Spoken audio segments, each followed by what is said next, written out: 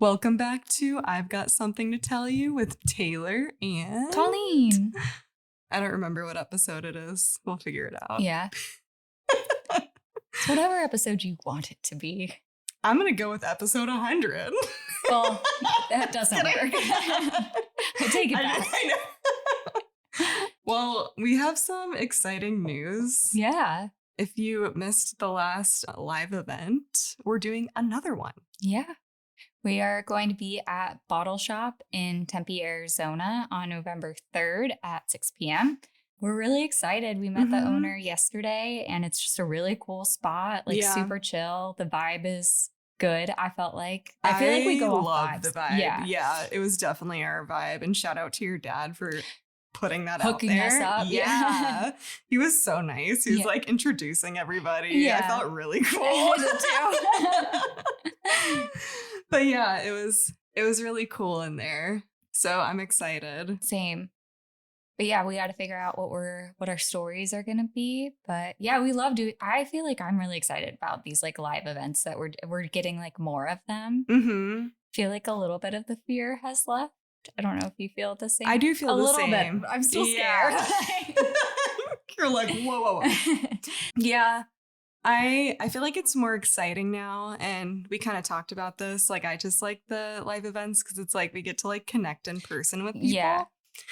And so I'm excited to keep doing that more, and we will have more coming up, but to like kind of stay up to date with that, you can check our social media because we're going to be posting dates because we don't know all of our dates yet, but there's going to be plenty of opportunities to come see us if you're local in Arizona. We would love that. Yeah, definitely follow us on IGSTTY pod on Instagram because we'll post about any event that we have coming up like immediately on online. So just follow us there and that's where you can find the information. Mm-hmm.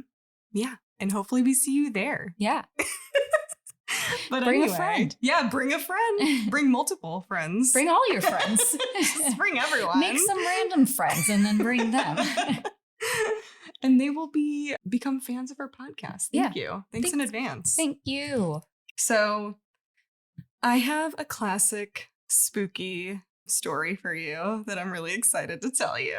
Okay. So are you ready to get into it? I'm ready or do we have any other announcements?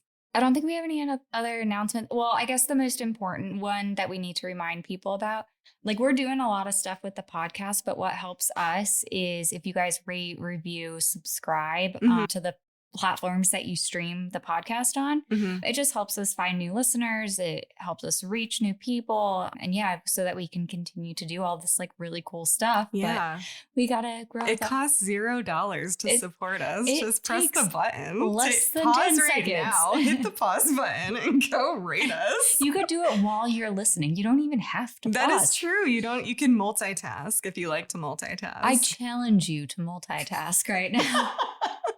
And go rate and review and subscribe. If you haven't clicked out already, go ahead and go. They're like, stop bossing me around. Do it. Listen. Okay, now I'm ready. Okay. Well, Colleen, I've got something to tell you.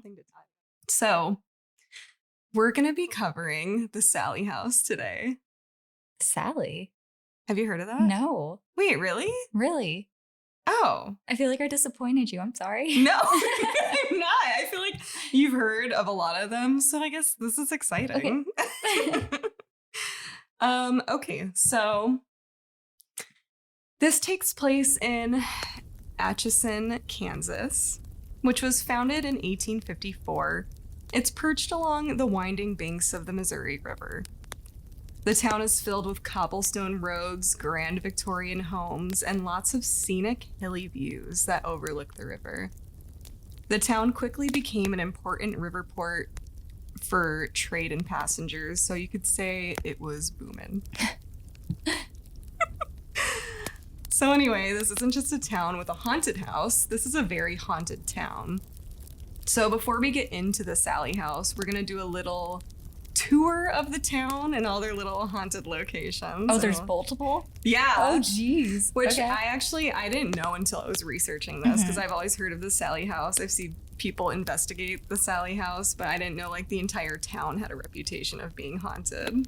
So Atchison, what you up to? I know. But one thing, but this town is like really cute. Like it's really pretty. Like the cobblestone roads and stuff, and they're all those like Victorian homes. So it's a really nice looking town. Yeah, seems suspicious when they're like overly cute. Sus. Yeah, they're like, come in. We're real cute. You can take a lot of pics for your podcast. Just kidding. Let me hear the story before I decide if I'm going or not. You won't want to go. Okay.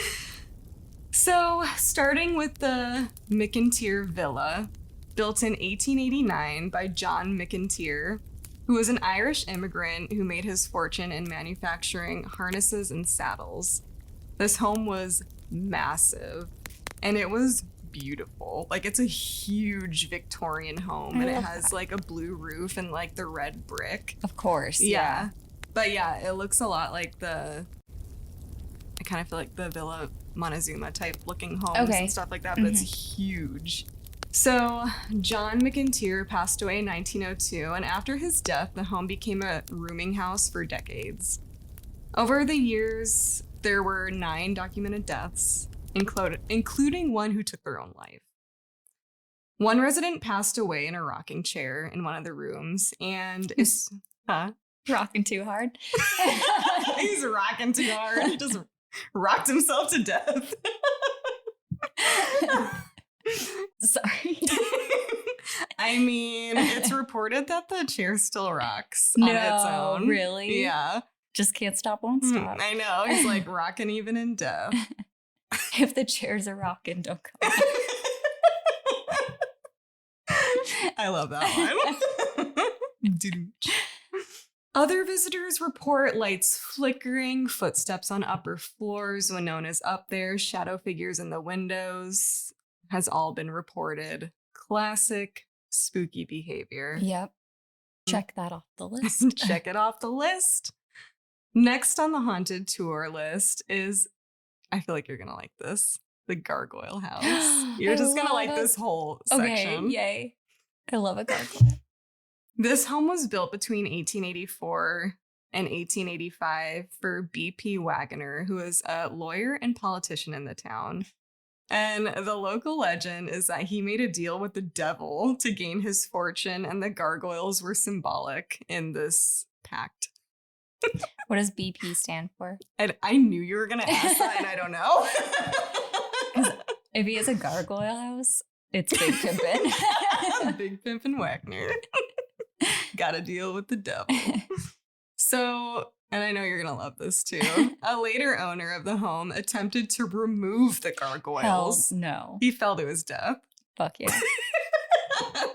Don't remove the gargoyles. Don't touch them. Like, don't touch them. They're the pact. So, visitors report feelings of an unseen presence, flickering lights around the garden area, and have heard whispers in the living room and bedrooms. Creepy. Next on the list is Jackson Park. Jackson Park is a public park with a quieter wooded section known as Molly's Hollow.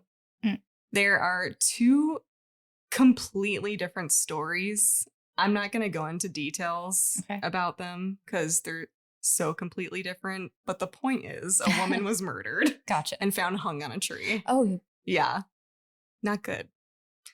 Very disturbing. Yeah. I feel like those are details we need. Yeah. Understood. Yeah. Visitors report hearing screams and moans coming from the hollow area, and they also report an overwhelming sense of sadness and fear when wandering the park at night. So just sad. Yeah.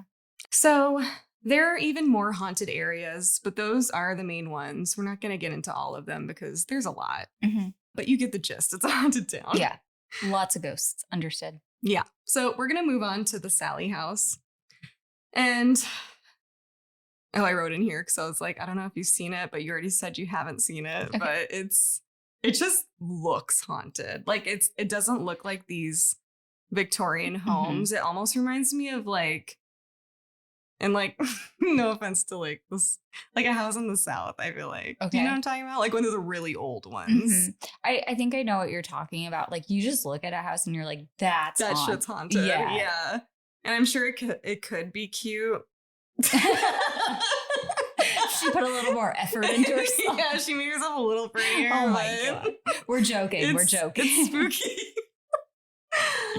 Anyway, it was built between 1867 and 1871 by Michael Finney, and Dr. Charles Finney occupied the home with his family, living upstairs, and he used the main floor as his office, so his doctor's office. So, yeah. Mm-hmm. There were at least 3 deaths reported in the house, but we're going to talk about Sallie. She was a 6-year-old resident in Atchison. So one night, Sallie was not feeling great. Her mom put her to bed, but throughout the night, she was just growing sicker and sicker with severe abdominal pain. Sallie's mom rushed her over to Dr. Finney's house, where he diagnosed her with a severe case of appendicitis, and he told her she required immediate surgery. Mm-hmm. So this is really sad and disturbing. Okay. But it said that she was panicking because of the sight of like the surgical tools and stuff like that. And remember, this is like in the 18-somethings. So probably not super sterile either, to be honest. Yeah. So she had to be held down while being put under anesthesia.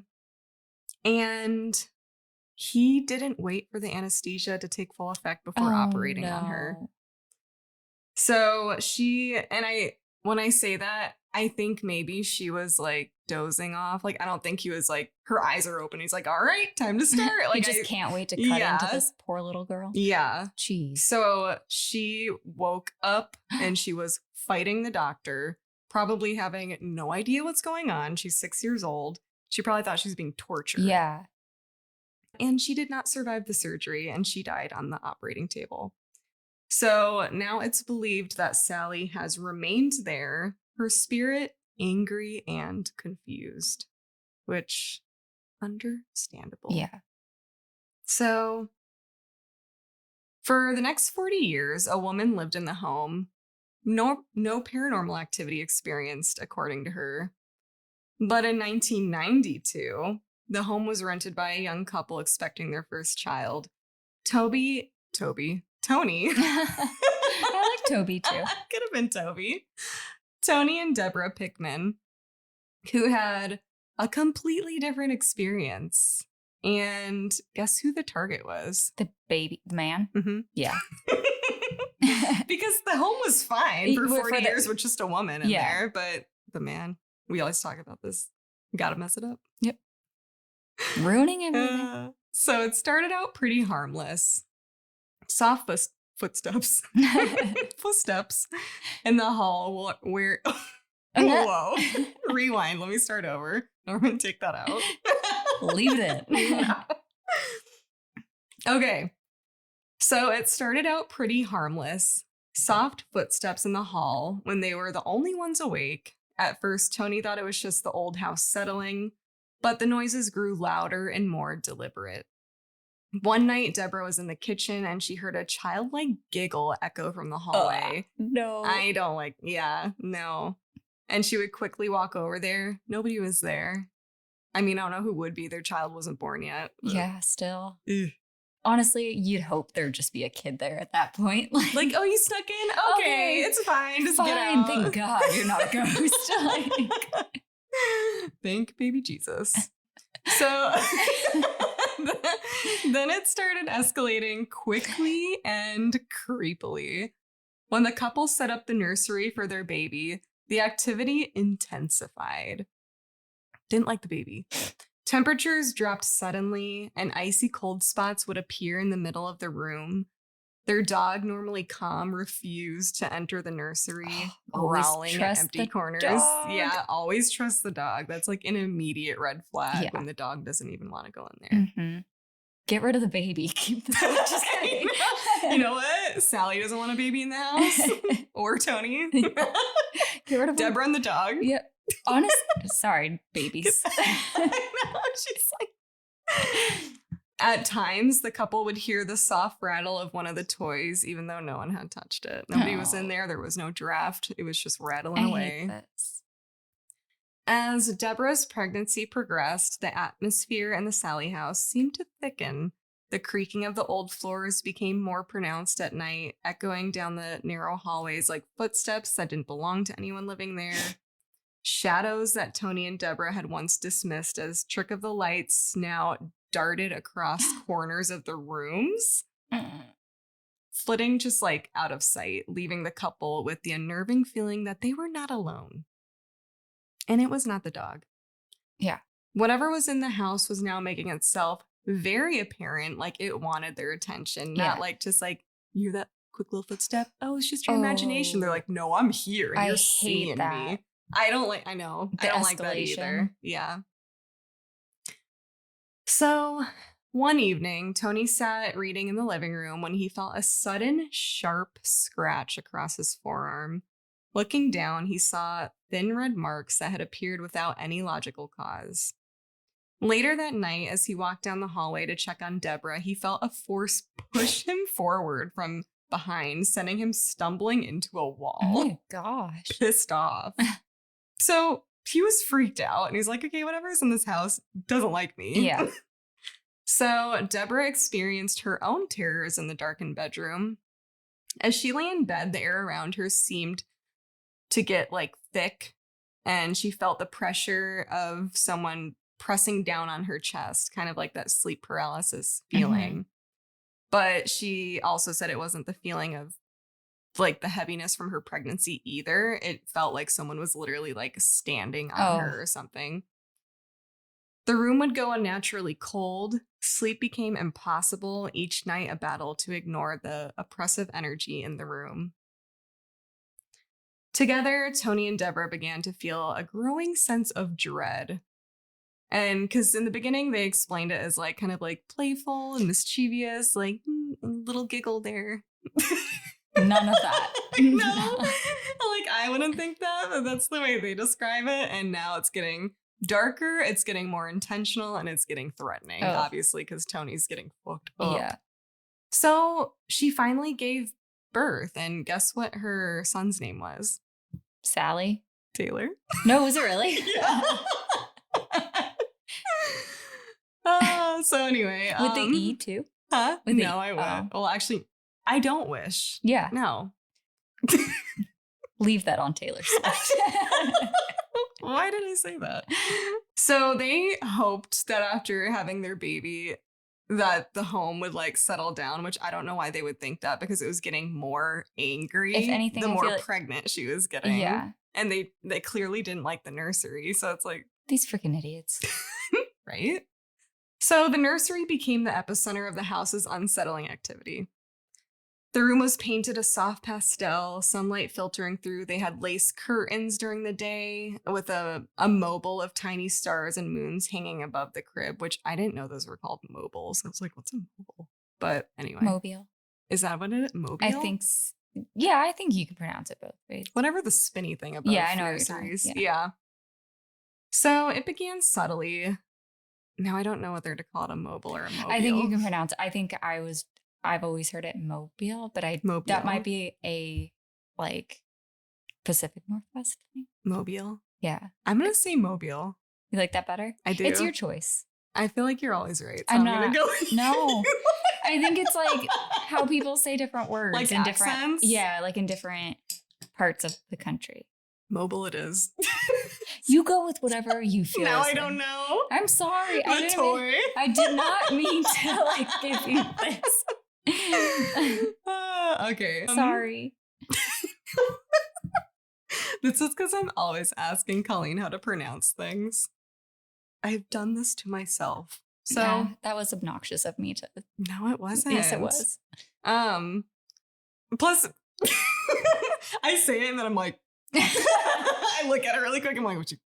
I try to see her reaction. Anyway, the spinny thing above the crib. Yep. That's what we're gonna call it. Began to spin gently on its own, even when the air in the room was still. No draft, nothing. Toys that had been neatly arranged would appear in places they had not been placed, sometimes lined up in strange patterns or scattered in ways that suggested intentional movement. And I didn't read this when I was researching it, but I've seen it on watching like people investigate. But they said that like they'd seen the toys like in a circle. I hate that. So I know I don't like it either. Like, not the stuffed animals. Like, they're cute. Leave them alone. Deborah remembers feeling a chill even during warm summer nights, a creepy presence watching her every move as she tucked Tayler into his crib every night. Very unsettling. Are you going to be a little freaked out tonight? As I tuck myself in? Yeah. It's Tayler. You're like, Tayler. not the same Tayler, not the same Tayler.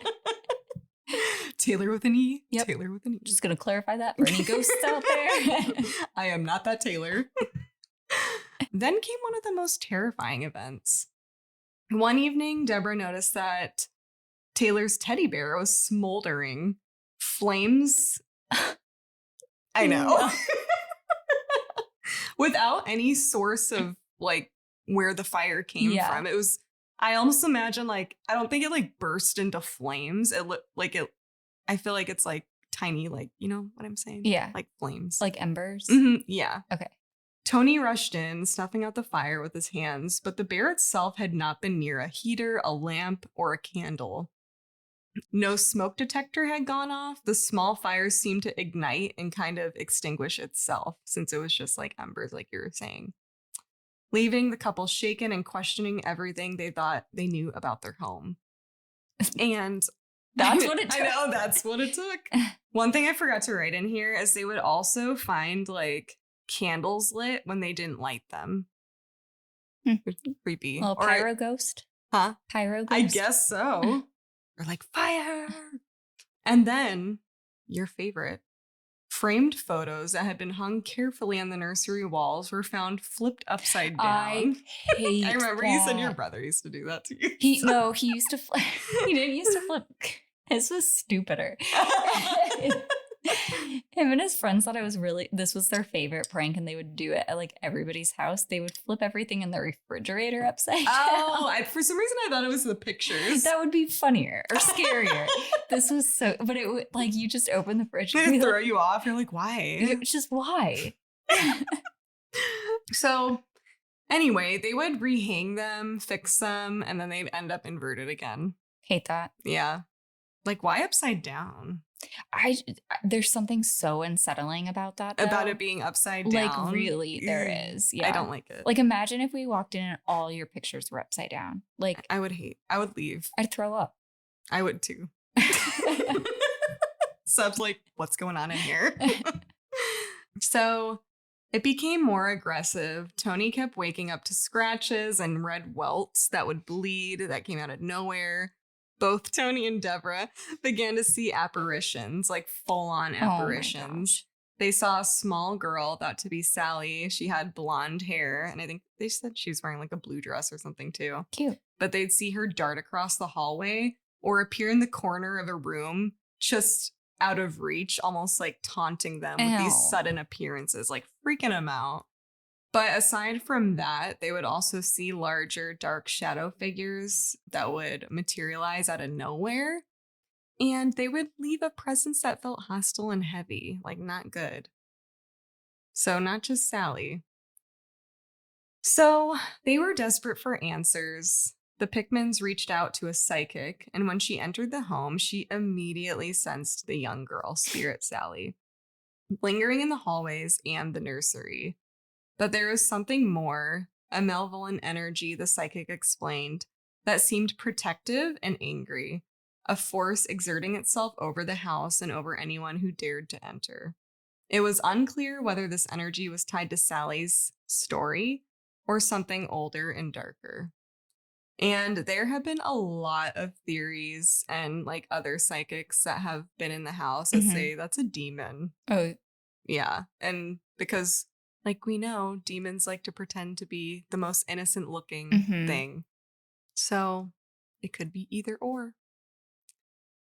Despite conducting rituals, spiritual cleansings, and consulting experts, the attacks, scratches, shadowy apparitions, and cold spots continued to just keep on happening. Ugh. No measure they took could calm the restless spirits. In fact, some of them seemed to enrage the entities even more, leaving both Tony and Deborah in constant fear for their safety and for their baby. They eventually just moved out. They didn't really have a choice. Why does it take these people so long to move out? I know, and I just realized I didn't get the date. Like, I don't remember how long they were in that house, but it had to have been at least a year. Long enough to have a baby. Yeah. But yeah, so today, the house, you can go in there, you can do paranormal investigations. You can, but we won't. We won't?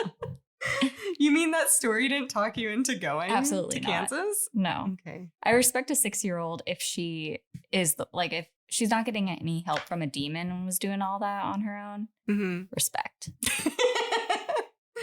Do not want to go there though. Yeah, it sounds very creepy, and I feel like all the videos that I watched are pretty intense, pretty freaky. Yeah, like I think they get a lot of stuff. Hard pass. Yeah. So that was the Sallie House. That was awesome. I liked hearing about it. Will you go? Absolutely not. Nope. I learned all I needed to know about it. Perfect. All right. Well, do you want to take a break and then get into your story?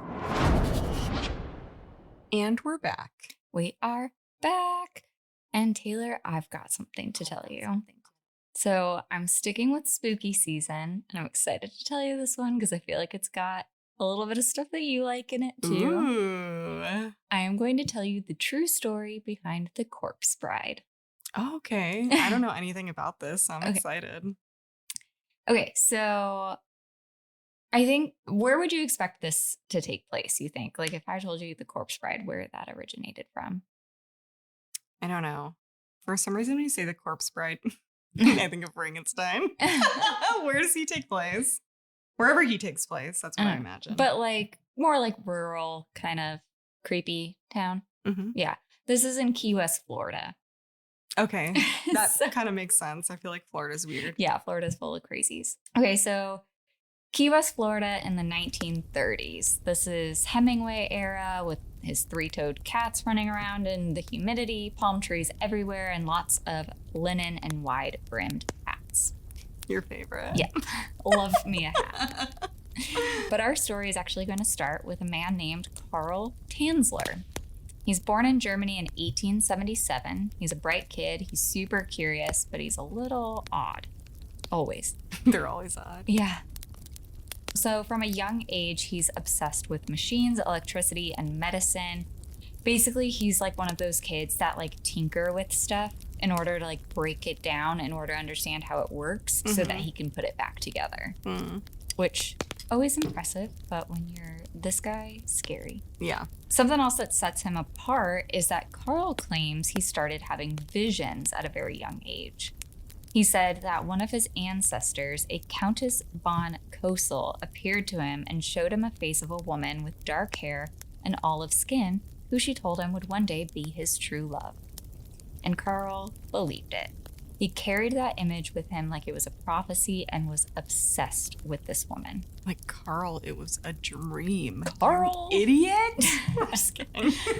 Also, as Karl gets older, his life is kind of all over the place. Again, he's kind of one of those guys who has like a ton of different interests. So he studies engineering for a bit. He kind of works odd jobs. And again, he's in Germany. So just before World War I breaks out, he decides to leave Germany. And he travels through India for a while. He eventually makes his way to Australia, and he settles down near Sydney. Now, once the war starts, Australia begins rounding up all the German citizens. So it's 1914, and people are really paranoid. So they start placing anyone with German ties into internment camps and prisons. They say this is for their own protection, but really it's just like they don't trust anybody who's German. Yeah. So Karl ends up spending several years inside one of these camps, and he kind of starts to unravel. He is brilliant, but he's restless, and he thinks very highly of himself. because now he has self-appointed himself as Count Karl von Cosel. Oh my God. The same name as the ancestor that appeared to him in his dream, Countess von Cosel. But this is just another personality in his body. Very much self-appointed, yes.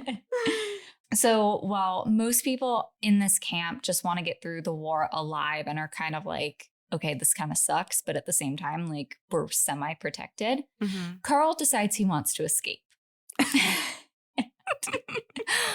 The way he tries to do this is he starts building his own boat. What? So he's literally constructing a small boat from like whatever he can find inside the camp. Like, but Sydney is a port town, but like he's in a camp. So like he's got to get the boat to the water. He's like, didn't think that one through. So yeah, this doesn't work. Just imagine him like carrying the boat over himself. He's like, nobody can see me. So yeah, so he never makes it beyond the fence despite his best. I just imagine he has the boat just like ramming into the side of the fence. Like he keeps trying different ways. I didn't think about this one. Does the fence go all the way around?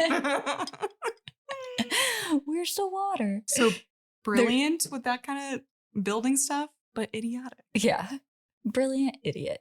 So after the war ends, he is released, but he's not allowed back to Germany, which many of the people aren't. So he decides to go to the Netherlands instead, and that's where he meets and marries a woman named Doris. And they have 2 daughters together. Unfortunately, one of them dies at a very young age. She's just 10 years old. And so the years in the camp and now that loss really weigh on Karl, and he becomes withdrawn and starts fixating on his own theories of the world. Oh no. Which are like half science and half like mysticism. He is convinced that the body is just a kind of machine, that if you understand the right forces, you could keep it alive forever. He talks about, he's very Frankenstein, very Frankenstein. So he talks about electricity, magnetism, x-rays, and even soul preservation. I'm like, wee woo, wee woo, wee woo. Yeah. And then woven into all of this is still that same vision of the woman from his childhood and from his dreams. He describes this as it's almost like she's driving him to find her in a way. So now by 1926... Oh, wait, so the woman he married wasn't the... Poor Doris. Competing with the fake woman in his dreams. Literally the woman of his dreams. Poor Doris. She gets really screwed over in this. Sounds like... I mean, she already did when she married him. Yeah. So now by 1926, Karl decides he wants to start over completely, and he leaves Doris and his surviving daughter behind in Europe. He says he's going to go to the U.S. so that he can start a life for all of them. And then, they can come later, but he's just like, yeah, like call you never. So that's when he heads to the U.S. and ends up in Key West, Florida. This is where he starts working at a U.S. Marine hospital. They need a radiologic. Something with the radio. No. Radiology. Okay. But they need a technician for it. So I don't know how. Radiologic. I'm just going to give up. You know what I'm talking about. Yeah. They need a radiologist, and he's the guy for them. And he loves this stuff. He loves working around the machines. He's got the electricity that he can't stop yapping about. And he can throw himself back into work without thinking about his past. So now he's in his early 50s at this point, and he is still carrying that image of the woman from his childhood dreams. Won't let it go. He believes this is his one true love, and fate will bring him to her. So, Tayler, let the guy have his love story. No. And then one April afternoon, a young woman walks into the hospital with her mother. Oh, no. Yeah. Her name is Elena Milagro Helen de Hoyos. Her parent... What? Long name. Yeah. Well, her parents call her Helen. Okay. She's 21 and she's Cuban American. She's come in because she's sick with tuberculosis, which, you covered the Waverly sanatorium. Hills. Yeah. And so, like, back then, this is a death sentence. The disease was still tearing through Florida, especially humid places like Key West, and there was no cure. But Elena is beautiful. She has dark hair, olive skin, soft brown eyes, Oh, no. and the moment Karl sees her, he freezes. This is destiny. Elena is the woman that he has seen in his visions since he was a young boy, and now she has walked right into his life. So from that moment on, he's completely consumed by her. He visits her constantly, even when he's not supposed to. Mm-hmm. He brings her flowers and gifts like perfume and jewelry and silk scarves, whatever he can like afford. Mm-hmm. He tells her he's developing new ways to treat tuberculosis and that he can cure her, but she just has to trust him. So he's going like well out of the bounds of his job at the hospital. Crossing multiple boundaries. Yeah, but this is difficult for Elena and her family because she's young and she knows she's dying. So she's kind of like willing to try anything. Yeah. And while her family thinks he's a little too attached to her, they're also like, this is a manipulation thing because they're terrified. They're going to lose their daughter. And he's saying that they can help them. So they're like, okay, yeah, you're kind of obsessed with her, but at the same time, like if you can save her, maybe it's worth it. Yeah. So they're willing to listen to him. But then it goes from, I'm going to save you to, we're fully married now. Oh my God. He's like, you just have to sign right here. Yeah, just sign right here. All of the treatments involve kissing. Just kidding. Oh, I thought that was real. Just kidding. The parents were like, this seems weird, but he said it's okay. So he starts calling her my bride. He's writing her letters about destiny and eternal love, saying that he's waited his whole life to find her. He even tells the family that their souls are already connected and that him and Elena were married in spirit. They're like, okay, but what about that cure, my guy? They're like, so the treatment? Yeah. So back to that, like, whole you can cure her thing. So she's removed from the hospital. So then Karl starts showing up at the family's home. And again, he's delivering these treatments with more gifts. He brings electrical devices. He also brings these like strange homemade tonics and cures that he swears are going to save her.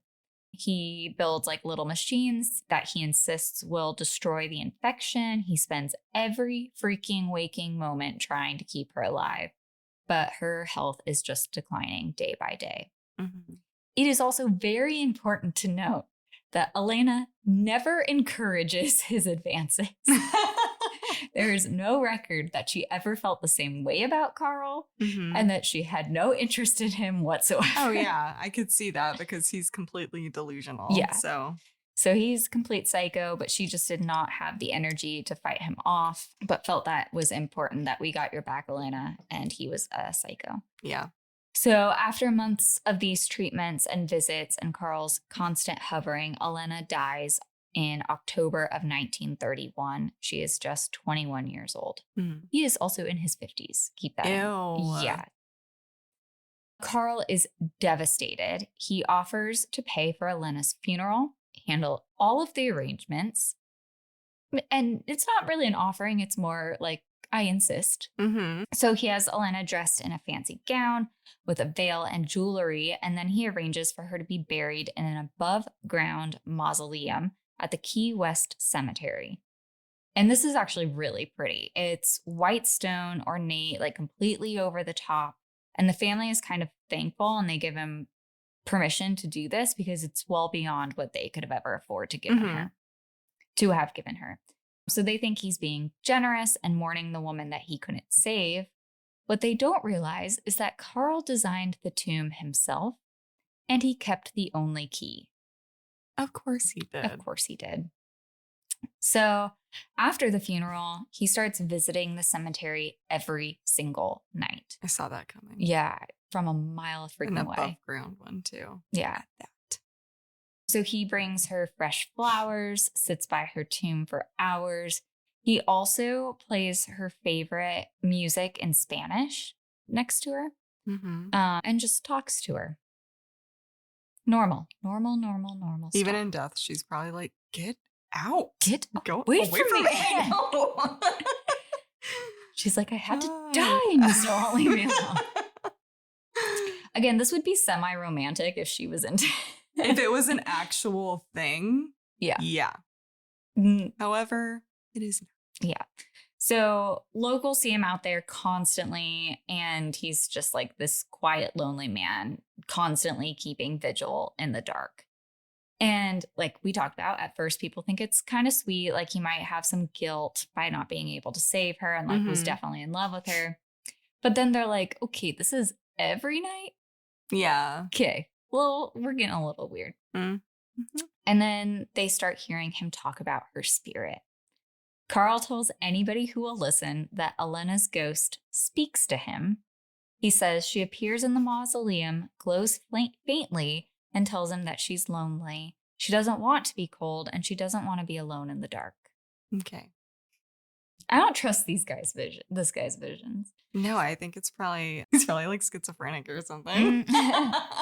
So he's having these conversations now with the ghost, and he even goes as far, you're gonna love this one. So because he can't be there all the time, he goes as far as to install a telephone system inside the mausoleum to see if she'll pick up. So he rigs it so that he can call her if he can't be there in person. But I imagine it's just ringing. Why won't she pick up? I imagine that he thinks they're talking. He's like, no, you hang up first. It's just him in his head. But he tells people that this lets him hear her voice anytime he wants. This goes on for 2 years. That's wild. Yeah. So every night he walks to the cemetery, and every morning he leaves saying Elena does not want to be there anymore. And then one night in 1933, the visits just stop. Months go by, and Karl keeps to himself. People hear him playing music at night. They can smell perfume drifting from the open windows of his home, but nobody really says anything. Then, in 1940, almost 7 years after Elena died and the cemetery visits stopped, rumors start spreading. A local boy claims he saw what looked like a life-sized doll through Karl's window, a woman with long dark hair sitting upright in a chair. Another neighbor swears she heard Karl talking to someone inside and a woman's voice softly answering back. Which, like, wouldn't be weird, but it's clear that a woman does not live in this home. Yeah. So they're like, wait, what? Is he like making the woman's voice? Yeah. Oh my god. He's so like, funny. Karl, you're so handsome. You're so handsome and smart. I love you. I love your beard today. So these rumors are like spreading like wildfire around town, and eventually word gets back to Elena's sister, Florinda. And so she goes to Karl's house one afternoon, and it's quiet, but she can hear music playing somewhere inside. Karl opens the door, and he's all smiles, kind of like he's expecting her. He's older, thinner, a little gone gray, but he's still like polite. And the house smells like flowers and formaldehyde. She can see behind him in the dim light. Florinda sees a figure propped up in the corner. It's a woman with long dark hair wearing a white dress. At first she thinks it's a mannequin, but then something about it feels wrong. The posture looks human, the color of the skin, it just looks too real. Karl sees her staring and he says, "Isn't she beautiful?" Oh my god, that'd be horrifying. Disgusting. Yeah. Florinda does not respond. She bolts out the door, runs straight to the police, and tells them they need to come immediately. I imagine she started screaming and just like never stopped. Like, that's what I imagine too. Just like immediate turn around, be like, ah! Like, absolutely Yikes. not. So when officers and a local mortician arrive, Karl doesn't resist. He lets them in, proud, like he's almost about to show off a great invention. He's like, thanks for bringing everyone over. Yeah. Finally, been hanging out in here for 7 years. But that's when they see her. Lying in his bed is Elena's body 7 years after her death. Her skin is wax and silk. Her bones are held together with piano wire. Because of the decay, he has inserted porcelain eyeballs because her eyes are gone. Yeah. And her face is covered in mortician's wax. And he has to like keep layering the wax over. So I'm going to So the skin stays or because like, the skin is just decaying. So it's Oh. like in an attempt to keep her like face preserved together, or but it whatever? almost becomes like a hard mask. Oh. So he also filled her body with rags so that it would Ew. so that it would keep the shape of like a body. Uh-huh. And he made her a wig out of her own hair. Ew. Yeah. He had been living with her, dressing her, talking to her, and sleeping with her. Do you want to see a picture? Yeah, I kind of do. It's really not as bad as you think it would be. Yeah. So that's him. Mhm. That's Elena alive, and that's what they found. Okay, yeah, it does look almost like a mannequin. That would also be really infuriating for the family to be Oh. like, Yeah. that was not your. Yeah. Ugh, this guy's a scumbag. But like when you see like the picture of him, he looks like a quintessential like crazy doctor. Yeah. Like pointed beard, Mm-hmm. little like Spectacles. spectacles, little spectacle bitch. I know. Sorry. No apologies necessary. Okay, so news gets out and the whole island of Key West like absolutely loses its mind. Mhm. This is not just like, because people have been kind of like talking about this. They're like, maybe he has her. But it's like, it's kind of like folklore. Like, there's no way. Like, you know he's what crazy. Yeah. Probably. But now it's not a rumor. It is a confirmed horror show. The police immediately seize Elena's body as evidence and they take it to the Dean Lopez funeral home. And people start lining up outside to go see it. What? Yeah, it's crazy. Thousands of people show up. It's basically turns into like a public viewing. Newspapers said that more than 6,000 locals came through because they had it in like a parlor. Mm-hmm. And because like people were reporting on it, calling it the corpse bride of Key West. And so everybody was like coming to see this like sensationalized story, which probably pissed the family off even more. Yeah. Like the disrespect. Mm-hmm. So yeah, so people are like are coming through. Meanwhile, Karl is sent to jail and he's sitting there completely calm. He's telling reporters that Elena is not dead, that her spirit visits him, and they're still together, but that she is just waiting for him to finish his work. What's his work? The doll? The doll. Oh. Nut job. Okay. Okay, so I'm just gonna I went into a little bit of what they find, but I'm just gonna go into what the autopsy confirmed of how he was keeping this body together. Okay. So he had wired her bones together with coat hangers and piano wire. Mm-hmm. He stuffed her torso with rags to maintain her form. He used silk cloth soaked in wax and plaster to patch her skin, which is why you see like how hard it looks. Mm-hmm. He inserted the glass eyes into her eyeball sockets. He covered her in perfume, disinfectant, and formaldehyde to cover the smell. Remember, he has a medical background, so he kind of knows how to deal with. I forgot about that. Yeah, deal with some of this stuff. This is the worst. And I feel like you knew this was coming, but he had inserted a tube into her vagina so that he could have sex with her. Yeah. Sorry. I'm sorry. It's okay. It wasn't you. I know.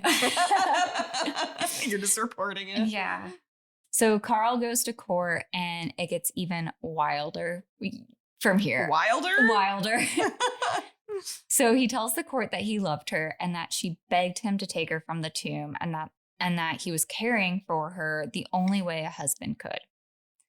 Karl also believed that he could resurrect Elena and had been building a homemade plane that he calls the airship Elena. He claimed he wanted to fly her up because he claimed that cosmic radiation in the upper atmosphere had special life-giving rays, and that if he could just get Elena's body high enough in the sky, those cosmic energies would reanimate her. Yay. I kind of wish he got to that point. He had started building this plane. I could just see it like going to launch and just exploding. Yeah. It worked probably as well as the boat did. That's true.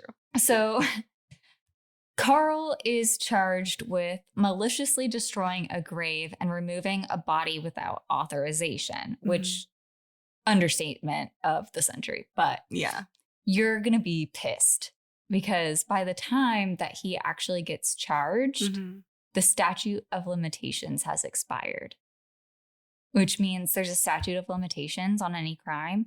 And if you are not caught within that statute of limitations, you can't get charged with the crime. What? So in other words, he cannot be legally punished for this. That is the stupidest thing I've ever heard. It is. I know. I knew you were going to get this. He's also examined by doctors and declared mentally competent. How? I don't know. Like, did you hear the belief system he had? So after the hearing, he walks completely free. There's nothing. Like, nothing. He spent a few days in jail. Oh my God. Before he walks out of the court, he turns and asks the judge if he can have Elena's body back. Oh my God. Yep. They're like, you guys just let this guy free. They're like, get out. Make him leave. So Put him Elena. in the tomb. Yeah, put him in the tomb. Oh, he's the worst. Okay, so Elena's family is horrified. They are humiliated and they are pissed that this is like turned into just a public Shit circuit. show. Yeah, exactly. And so they make a decision that they are going to protect Elena. They have her reburied in an unmarked grave somewhere in Key West so that Karl will never be able to find her again. That's so sad that they had to do that. It's super sad. So no one outside of the family ever knew where she was laid to rest. And to this day, that spot has never been revealed. This does not stop Karl. Oh, God. Karl, he leaves Key West and he moves to Zephyr Hills, Florida. He spends his later years writing, and he writes his own love story. In 1947, his autobiography is published in a pulp magazine called Fantastic Adventures, where he tells the story of his undying love for Elena. Like he's this tragic hero who's lost the love of his life. Who published that? Who? They should. The fuck? That is crazy. So in his mind, this was like the ultimate romantic story. Separated from Elena's real remains, which thankfully were hidden from him, he does what Karl always does. He builds another version of her.